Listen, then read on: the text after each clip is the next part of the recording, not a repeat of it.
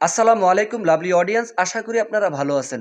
AFC Asian কাপে অনূর্ধ্ব 17 বাংলাদেশ বাহরাইনকে, শক্তিশালী বাহরাইনকে 2-1 গোলে হারিয়েছে এবং এটা কিন্তু বাংলাদেশের জন্য খুবই প্লাস পয়েন্ট ছিল। এবং এই বাংলাদেশ বাহরাইনকে যেমন হারিয়েছে, এটা নিয়ে মোট 4টি টানা হারিয়ে দিয়েছে অপোনেন্টকে।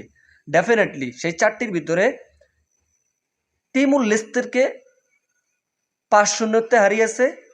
আফটার দ্যাট ব্রুনাইকে 8-0 হারিয়েছে, দেন শ্রীলঙ্কাকে 5-0 হারিয়েছে, অ্যান্ড দেন বাহরাইনকে 2-1 গোলে হারিয়েছে। এবং আগামী 30 নভেম্বর চীনের মাঠে চীনকে যদি হারাতে পারে তাহলে বাংলাদেশ এএফসি এশিয়ান কাপে টিকে থাকতে পারবে। শুভকামনা থাকবে সেই ম্যাচের জন্য। নাজমুল হুদা, ফয়সালদের জন্য শুভকামনা থাকবে।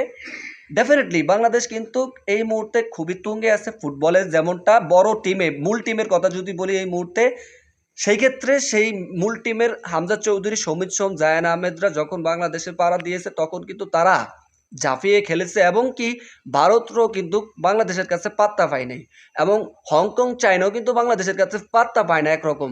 যেমনটা যদি ম্যাচটা আর কি গত হয়ে গেছে, যে জাতীয় স্টেডিয়ামে খেলা ছিল হংকং চায়নার সাথে, সেই ম্যাচটা যদি অন্তত পক্ষে ড্র রাখতে পারতো তাহলে কিন্তু বাংলাদেশ সেই এএফসি এশিয়ান কাপে টিকে থাকতে পারতো।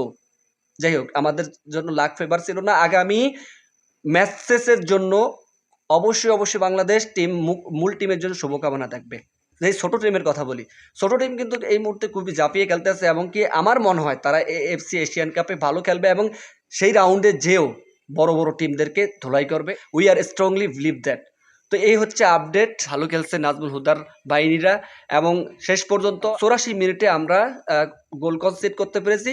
2-1 গোলে বাংলাদেশ এগিয়ে যায়। শুভকামনা থাকবে, অ্যান্ড কনগ্রাচুলেশনস টিম ফুটবল।